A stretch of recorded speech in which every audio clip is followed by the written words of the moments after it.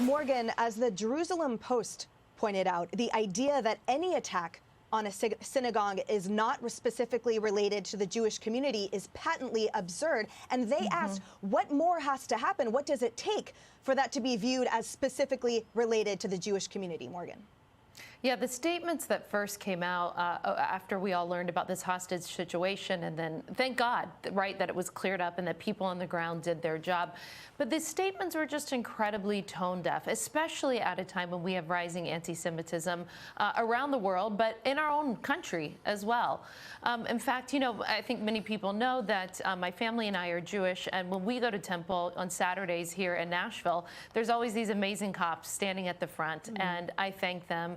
And, you know, I'm relieved to have them. And I know plenty of churches around the country need to have protection as well, sadly, because of attacks. And I think it's just a devastating place that we are in our country, that we have to have police at our centers of worship in order to protect us. But what is more important is that the administration not look for political correctness in these situations.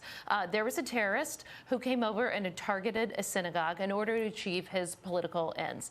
That's the definition of terrorism. And at a time, as I said, when it is rising around this country, we should not be worried about, I don't even know if it was political correct. I don't know what this administration was worried about, what they were trying to cover for. But at this day and age, with it rising around the country, we just need to call terrorism for exactly what it is and then deal with the situation.